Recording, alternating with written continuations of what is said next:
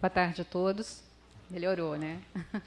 Então, olha, em primeiro lugar, foi um prazer. Eu quero agradecer imensamente o convite do Charles para fazer essa apresentação aqui. Ele me lembrou inicialmente que eu havia recusado, porque o nome da mesa era um nome bem abrangente. Eu falei, eu não me sinto à vontade para falar sobre o tema que estava posto anteriormente. Mas aí ele entrou em contato comigo na sequência, me fez o convite, foi muito gentil e realmente não tinha como negar. E assim foi extremamente importante e é gratificante estar aqui hoje falando sobre esse assunto. A mesa se chama Cenários das Reformas, mas eu vou falar especificamente sobre saúde, né? E o meu colega Décio, o deputado Décio, depois vai dar um panorama geral das reformas que estão postas aí. Bom, em relação à saúde, a proposta é falar um pouco sobre o novo regime fiscal, as PECs, né, 241 da Câmara e agora PEC 55, que está sendo, inclusive, votada em primeiro turno hoje, é a previsão no Senado Federal. Falar um pouco das consequências, caso essa proposta seja aprovada, para o Sistema Único de Saúde e para a garantia do direito à saúde no Brasil, né? Então, em linhas gerais, o que eu vou tratar? Porque é inevitável, quando vai se discutir a questão do financiamento, você ter que falar um pouco do histórico, de como que esse financiamento está, quais são os dados que nós temos de gasto público com saúde, e a gente tem que fazer um pouco essa fala. Então, a ideia aqui, na apresentação, é discutir um pouco esse histórico do financiamento da saúde, para que os senhores e senhoras tenham uma noção de quais são as lutas que têm sido travadas para se garantir um financiamento adequado do sistema público. Alguns dados, para vocês terem noção de quanto se gasta hoje com saúde, as consequências. Esse é um trabalho que foi feito por mim e por um colega meu, que é o Rodrigo Benevides, sobre os impactos dessa PEC para o financiamento do Sistema Único de Saúde. O que se desconsidera com esta medida? Estudos que vêm da literatura internacional que mostram a relação entre crise econômica, austeridade fiscal e saúde. E, por fim, o que a Organização Mundial da Saúde recomenda em termos de políticas para proteger o direito das pessoas à saúde, o gasto com saúde nos países em momento de crise econômica, né? Em relação ao breve histórico, eu acho que os senhores já conhecem, entendem um pouco disso aqui, né, do financiamento da saúde, mas a primeira previsão sobre os recursos que deveriam ser alocados no Sistema Único de Saúde, ela foi inscrita no ato das disposições constitucionais transitórias da Constituição Federal de 88. A primeira regra sobre o financiamento dizia que pelo menos 30% dos recursos da Seguridade Social, eles deveriam ser alocados no financiamento do Sistema Único de Saúde. Porque antes do sistema do SUS, nós não tínhamos o direito universal à saúde no país. O direito ao uso do sistema de saúde, a assistência médica, era vinculado à contribuição previdenciária.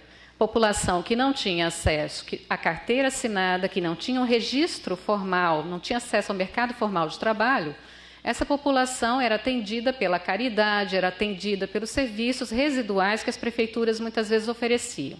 A Constituição de 88, ela trouxe um avanço enorme em termos de direitos no Brasil, porque ela inscreveu o direito à saúde na Constituição Federal. E para garantir que esse direito fosse assegurado, né, o orçamento, o ato das disposições constitucionais transitórias, definia que até que se aprovasse uma lei complementar, pelo menos, a lei de diretrizes orçamentárias, do próximo ano, pelo menos 30% do orçamento da Seguridade deveria ser alocado na saúde. Isso aconteceu? Isso jamais aconteceu. Nos anos 90, então, a saúde, o sistema público de saúde, ele vive um impasse muito grande a respeito do financiamento, porque é o momento em que se universaliza os serviços, a população começa a demandar, acessar esses serviços, mas não se tinha um financiamento estável. Anos 90 são marcados, então, por uma discussão muito forte sobre o financiamento do sistema. A crise foi tão grave que, em 92 e 93, o Ministério da Saúde teve que recorrer a empréstimos de recursos do Fundo de Amparo ao Trabalhador para financiar serviços que haviam sido prestados por prestadores públicos e privados.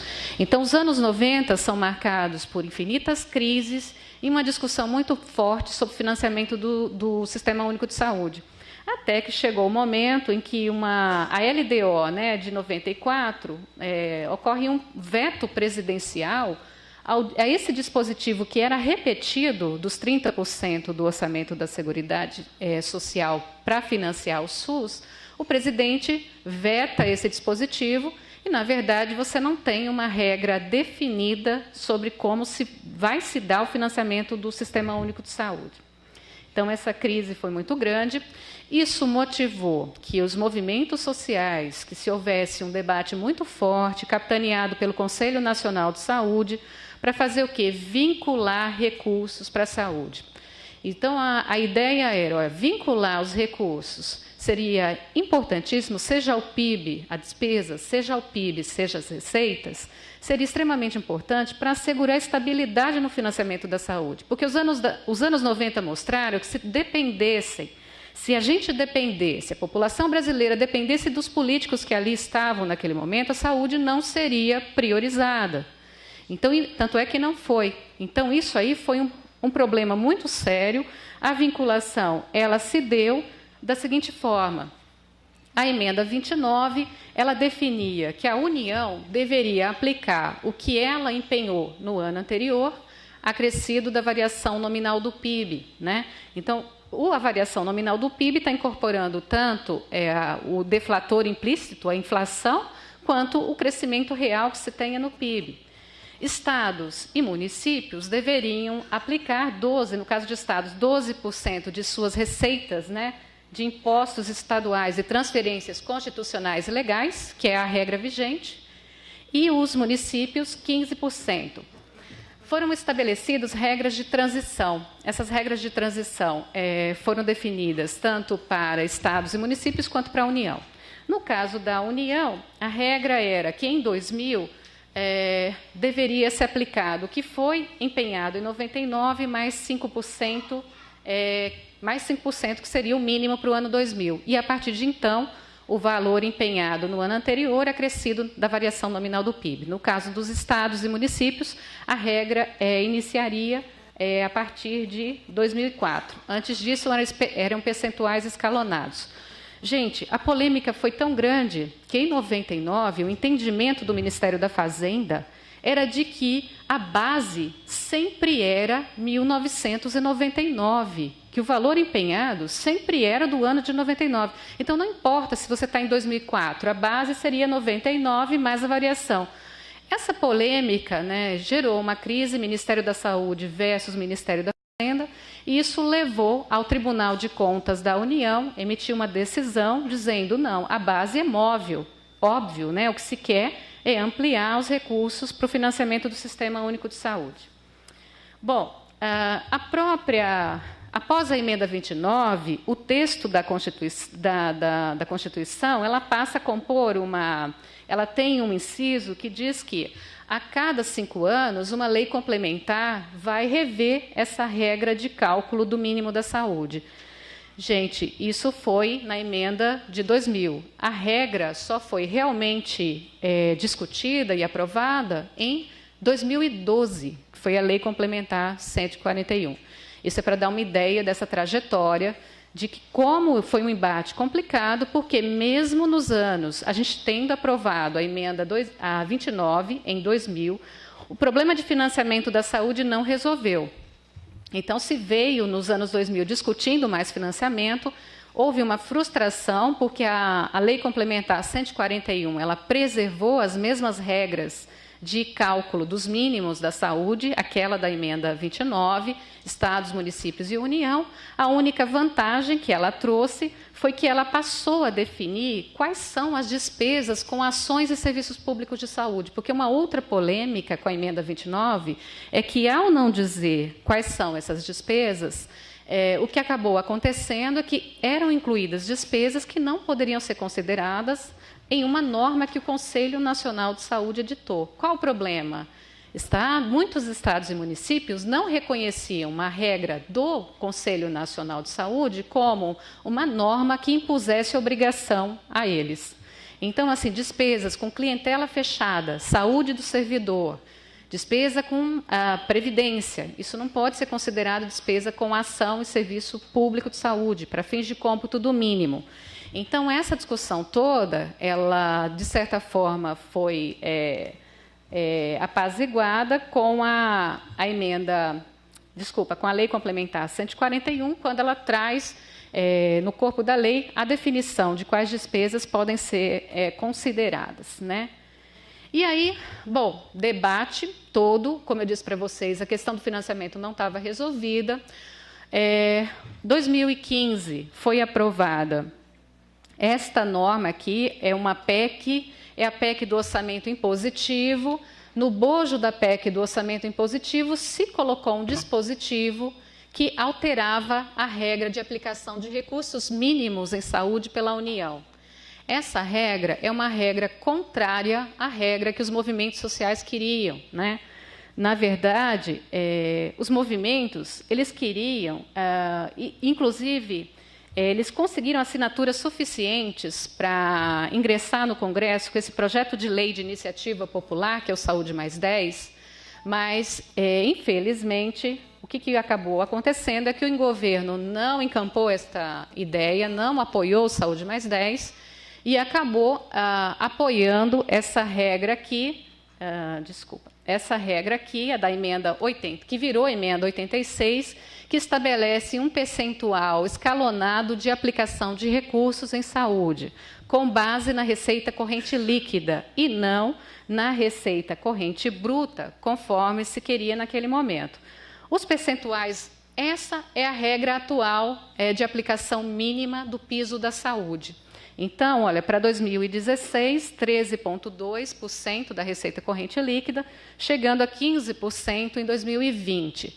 Qual o problema? Nós estamos numa recessão, a receita caiu. Então, esse valor aqui, os 13,2%, eles representam uma queda importante no orçamento do Ministério da Saúde em relação ao ano de 2015.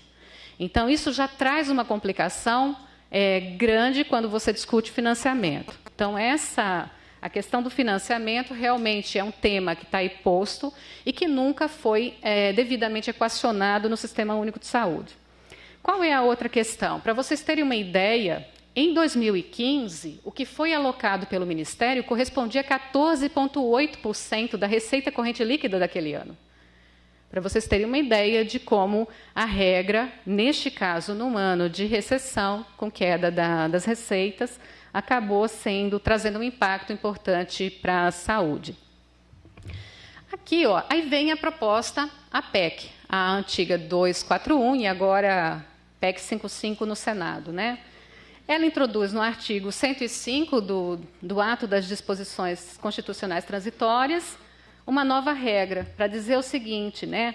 No ano, essa regra, gente, já é modificada, porque a proposta inicial que foi enviada pelo Executivo ao Congresso, ela definia que o percentual que seria congelado era o de 13,2% da receita corrente líquida de 2016, seria congelado ao longo dos 20 anos. Na discussão na Câmara, foi aprovado um substitutivo a esse projeto e se alterou a regra, e é esse o projeto que está sendo discutido no Senado. Para iniciar, na verdade, em 2017, prevalece a regra da emenda 86, e a partir de 2018, se usa 15% da receita corrente líquida de 17, e este valor congela, em termos reais, por 19 anos. Então, essa é a proposta que está sendo discutida e que vai ser votada hoje, em primeiro turno no Senado, e que traz impactos assim, extremamente importantes para a saúde. Aqui, só para vocês terem uma ideia da trajetória, regra inicial da Constituição, que nunca foi observada, instabilidade no financiamento, período da emenda 29 e da Lei Complementar 141, você tem uma vinculação da despesa ao PIB, ao crescimento nominal do PIB. Foi a época em que se teve estabilidade no financiamento da saúde. Aqui, emenda 86, a vinculação altera, deixa de ser vinculação ao PIB e passa a ser uma vinculação à receita corrente líquida. e a PEC que vem e propõe desvinculação. Então, o que a PEC faz, olha, acaba a vinculação de recursos, não só para a saúde, mas também para a educação, e a partir de agora o que se tem vai ter um valor congelado em termos reais, repondo somente a inflação, ao longo dos próximos 19 anos, porque houve essa mudança no primeiro ano de vigência da proposta. Para vocês terem uma ideia do que nós estamos falando, qual que é o financiamento da saúde no país, né? Aqui eu vou ter os números, são dados do que a gente chama de conta satélite de saúde, que tem valores do gasto das famílias, que é o privado, e o gasto público.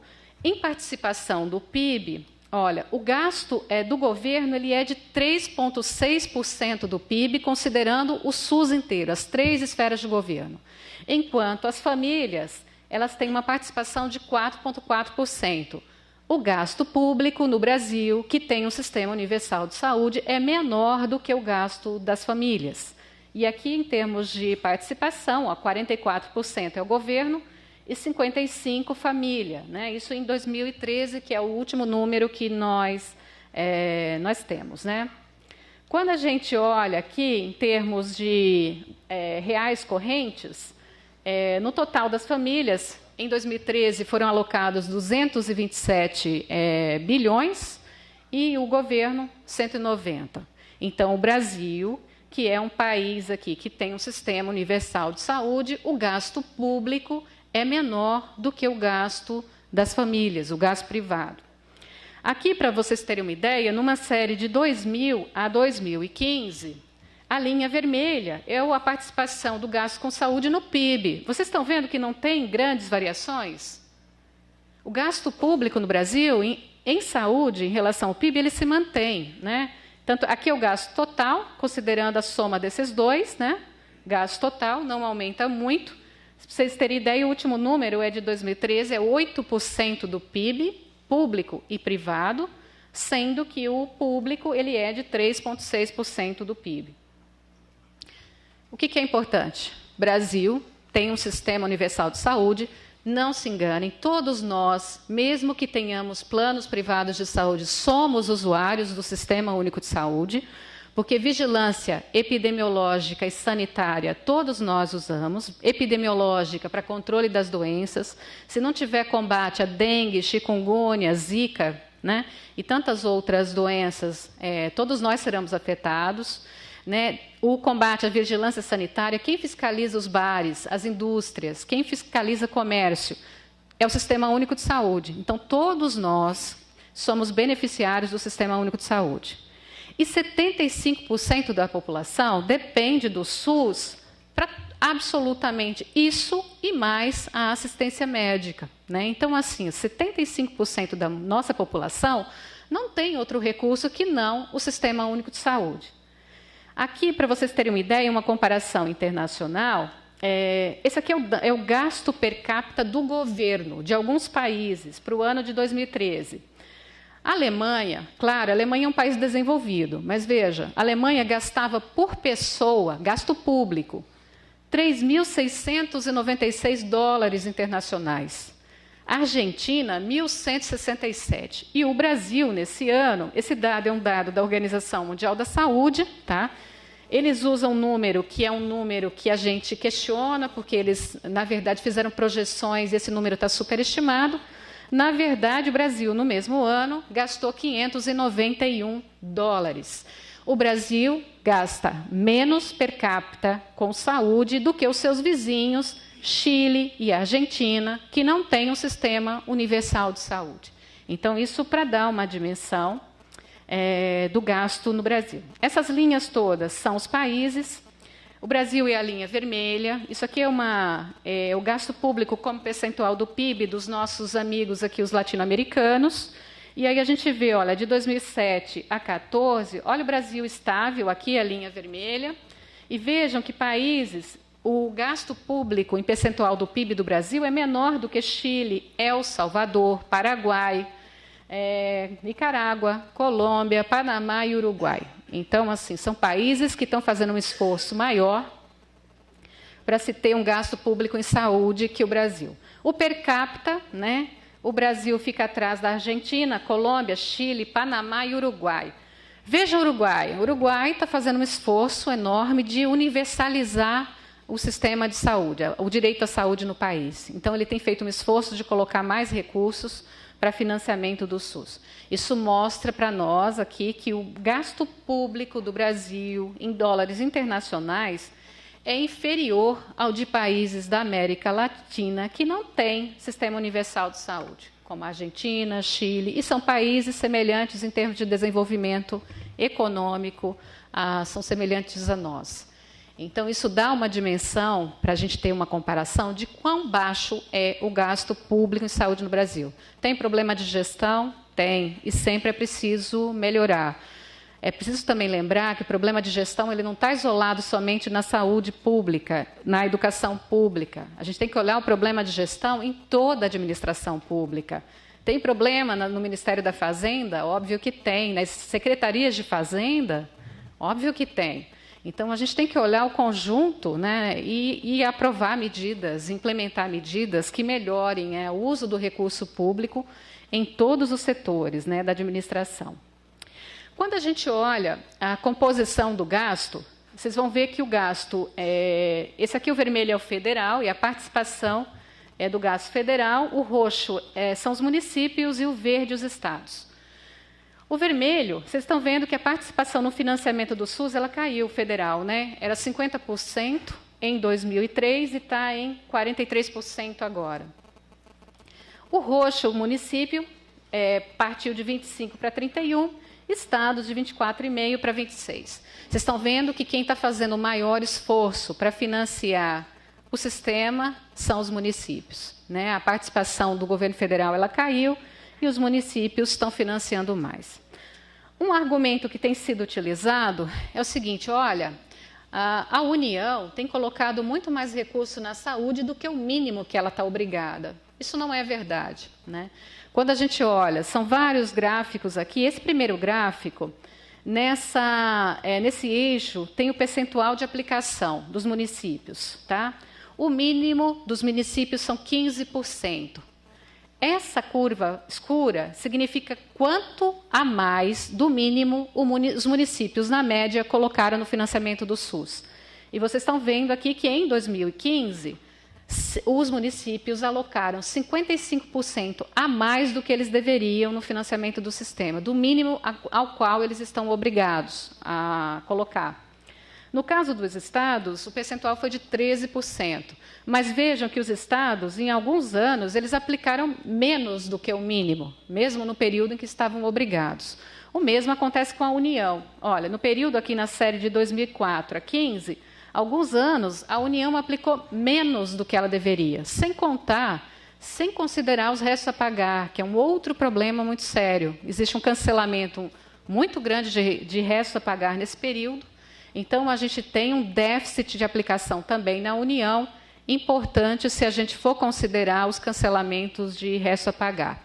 Então, não é verdade que a União tenha feito, nesse período, um esforço para alocar mais recursos para além do mínimo obrigatório, sendo que o maior esforço ocorreu aqui com os municípios, que efetivamente é onde a população vive, é onde a população faz a pressão para ter o acesso aos serviços.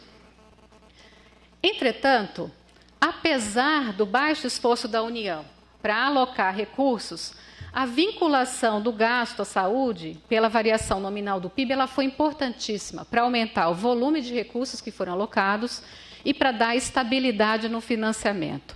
Então, isso é indiscutível. Quando a gente olha esse gráfico, isso aqui é o gasto federal, né? Aqui em bilhões de reais de 2015, para a gente poder comparar. Esse período aqui é o período azul, é o período sem vinculação, e esse período laranja é o período com vinculação. Então, o que a gente nota é que, com a vinculação, o volume de recursos aumentou sim, né? Porque houve uma vinculação nesse período ao crescimento, à variação nominal do PIB. Então, a vinculação foi importante sim para ampliar os recursos da saúde, né? Aqui é o per capita, é o mesmo gráfico, mas mostrando que, olha, sem vinculação e com vinculação, como é que se ampliou o gasto com saúde. E as consequências agora, caso a PEC seja aprovada, né? Bom, isso tudo para mostrar para vocês, olha, o quanto a gente está... Quão foi difícil discutir financiamento da saúde no Brasil, né? Discutir como prioridade, nunca foi tratado como uma prioridade. E segundo ponto, as dificuldades que ocorreram. Apesar disso, a vinculação trouxe um acréscimo de recursos para a saúde, e mesmo com esse acréscimo, o gasto que se faz com saúde no Brasil ainda é um gasto baixo. O que a PEC propõe? Bom, ela estabelece, né, um teto para as despesas primárias do governo, baseado no quê? A despesa paga, mais os restos a pagar pagos, a partir de 2017, usando os dados, usando a despesa primária de 16, sendo corrigida pela a variação do IPCA acumulado entre julho de 15 a junho de 16 e assim sucessivamente. Então, ela vai pegar no ano anterior ao da elaboração ao do orçamento, ela pega os últimos 12 meses ali, entre julho e junho, para você fazer a correção monetária do orçamento. Então, tem um teto de despesas e dentro desse teto, a única coisa, ele vai ser congelado em termos reais. E esse teto, a única coisa que vai acontecer é uma correção pelo IPCA. É essa regra que está lá. No 10º ano de vigência, somente essa regra pode ser discutida, não muda o mecanismo, vai ser congelado por 20 anos.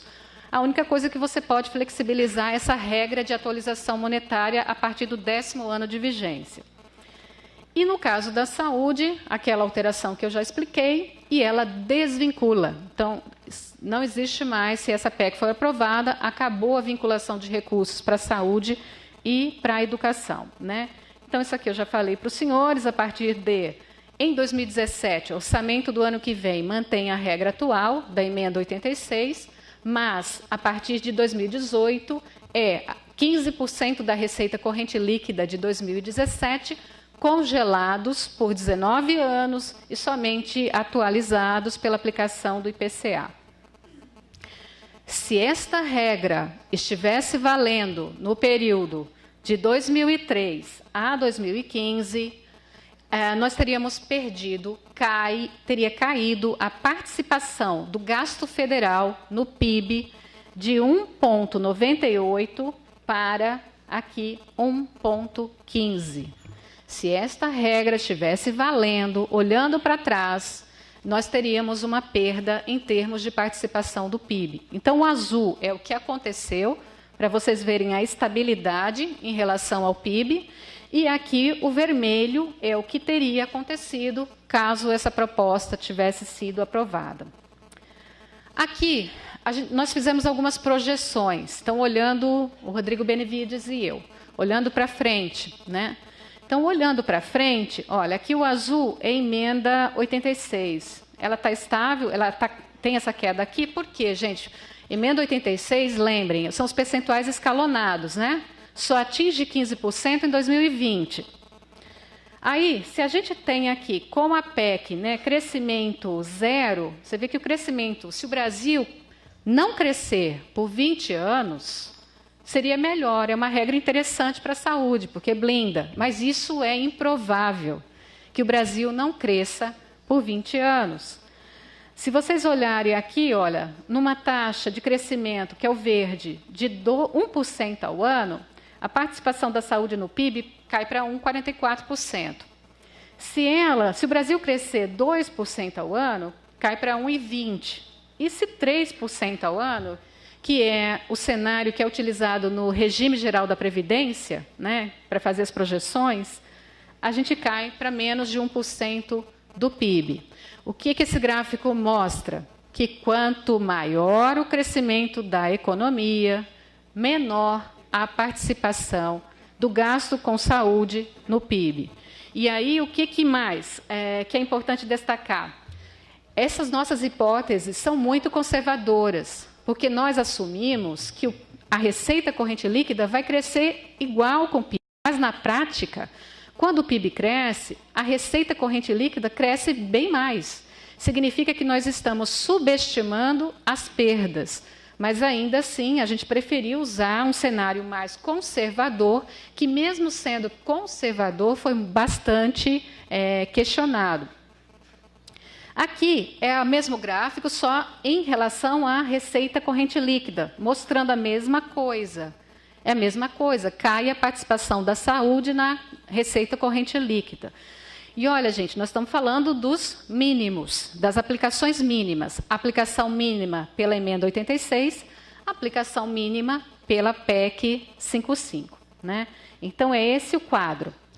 Quando a gente compara, agora o contrário, horas, como o vermelho aqui, ó, o gasto per capita, né? Vermelho é a PEC. A PEC, ela mantém constante, mas por que cai, Fabíola? Por que cai o per capita? Porque, gente, a nossa população cresce. Se ela cresce, o gasto está congelado, o gasto per capita no Brasil diminui. E aí, olha o que acontece com vários cenários de crescimento econômico. Se a gente mantiver a emenda 86, mesmo com o problema da recessão, em períodos de recessão, cai, né?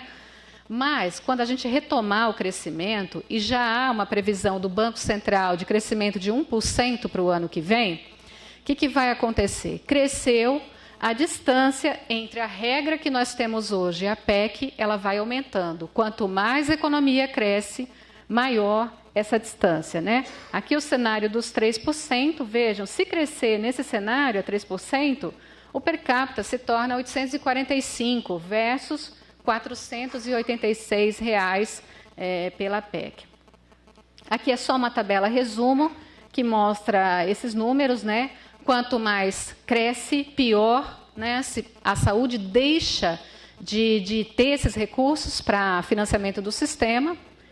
E aí, o resumo da ópera é esse. A regra do piso da PEC só protege saúde se efetivamente a economia não crescer, se a gente mantiver em recessão durante esses 20 anos. O que ninguém acredita que isso vá acontecer. Né? Bom, aí o que se tem dito? Né? Orçamento de 2016 e 2017. Porque o que se disse assim, olha, essa regra de aumentar para os 15% teve um ganho enorme para a saúde. Foram 10 bilhões a mais para a saúde. É aqui o que se tem dito. Mas qual que é o problema, gente? Aqui o azul são os projetos de lei que o Executivo manda para o Congresso. Tá? E essa barra aqui, o cinza, foi o recurso empenhado. É que nós estamos falando aqui do ano 2015, né? Aqui nós estamos falando de 2016 e aqui 2017. 2017, o projeto de lei que o Executivo mandou para o Congresso, aqui o mínimo da emenda 86 e o mínimo da PEC. Então, o discurso tem sido, olha, no mínimo da PEC, por causa daquela mudança da regra, o Ministério da Saúde ganhou 10 bilhões a mais, que são realmente, se você compara o mínimo da emenda, já vi, 10 minutos.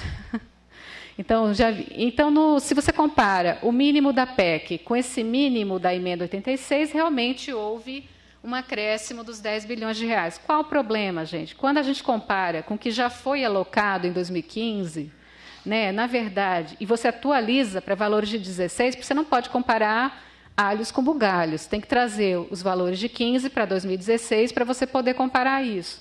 Então, na verdade, a diferença é de 4,4 bilhões de reais. Para vocês terem uma ideia, o SUS tinha pendentes 3,5 bilhões em serviços que estavam prestes para serem credenciados e não tinham sido credenciados porque não tinha orçamento para financiar esses serviços caso eles fossem credenciados. Para vocês terem uma ideia da pressão que isso significa. Então, isso não significa, os 4 bilhões a mais, não é nenhuma folga para o Sistema Único de Saúde. Então, congela. E é importante dizer que isso traz realmente um prejuízo.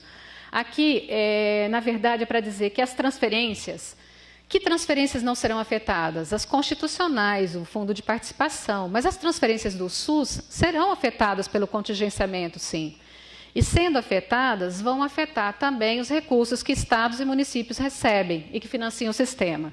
Então, aqui é mais para chamar a atenção para isso, mostrar aqui, ó, isso aqui é o gasto total, é o gasto executado por estados e municípios juntos A barrinha azul é o que eles recebem de transferência SUS da União. Para vocês terem uma ideia de qual que é essa participação, está vendo? Em média, 33% do que se Estado e município executam é transferência do Ministério da Saúde. Essas transferências também serão afetadas, porque estarão congeladas. Então, vai afetar sim. E esse gráfico, que eu acho que ele é o mais importante disso daí. Não fomos nós que produzimos, né? Ele está nesse documento aqui, né? Austeridade e retrocesso, que ele mostra o que é verdadeiramente essa proposta. Tá? Como eu mostrei para vocês, caso ela seja aprovada, a participação do gasto com saúde no PIB diminui. Ora, isso é o mínimo. O argumento que se tem dito é o seguinte: se o governo quiser, pode colocar recursos a mais. Ou seja, ou sempre pode. Qual é o problema, gente? O azul é a saúde. Notem que isso aqui é o PIB, percentual do PIB, e isso aqui são os anos até de 2015 até 2036. Nós estamos falando de uma fração, certo? 2015, a gente tinha um gasto aqui em participação do PIB menor do que o de 16. Por que isso? É uma fração. A despesa primária é numerador. O PIB é denominador. Se o PIB cai, o que acontece com a fração? O indicador aumenta. Então, não houve, na verdade, um descontrole tão grande, como se diz, dos gastos, especialmente do gasto social, levando a uma... Olha, o governo tem gastado para além do que se pode, é um descontrole total das contas públicas. Na verdade, o indicador piorou nos últimos anos. Por quê? Porque a gente entrou em recessão, PIB caiu. Tem que lembrar sempre isso, é uma fração. A participação do PIB na saúde, ao longo desses anos, ela vai cair. Notem que a faixa azul ela vai se tornando estreita, até chegar em 2036. Por quê? Porque a participação da saúde no PIB cai. Por que isso acontece? Desvincula. A saúde não vai se apropriar do crescimento econômico. Então, o ganho que se tem, ele não vai reverter para a saúde obrigatoriamente. Educação, acontece a mesma coisa. Cai a participação da educação no PIB. Estou fechando. E aí a gente tem aqui, esse laranja mais escuro é a Previdência. A Previdência, ela vai crescer, é inevitável, porque a Previdência ela tem um crescimento vegetativo de, em média, 3% ao ano, mesmo que se faça uma reforma da Previdência. E aí, a gente não está discutindo assim, que não tenha que ser feito. O que se está discutindo é que precisa ser bem debatido que reforma da Previdência será feita. O que vai acontecer com a faixa verde, gente, que são todas as outras políticas públicas? Elas serão espremidas. Por quê? Se a saúde e a educação elas mantêm um mínimo congelado, diminui a participação no PIB, mas elas têm um valor preservado. A Previdência não tem jeito, ela cresce. O que sobra para as outras áreas vai encolhendo. Para quem, gente? Para assistência social, para cultura, para habitação, ciência e tecnologia, investimento, transporte, infraestrutura, para tudo. Então, na verdade, o que essa proposta é uma proposta de redução do tamanho do Estado. Quando a gente olha isso aqui, a participação da despesa primária no PIB, ela cai. Ela vai cair a praticamente 14%. É uma forma de reduzir, sim, e de retirar o Estado de várias políticas públicas. Eu gostaria de mencionar que, no caso da saúde, não sei se os senhores acompanharam as notícias, quando o ministro da Saúde assumiu, a primeira coisa que ele disse é que precisava rever o tamanho do SUS, que precisava pensar nisso.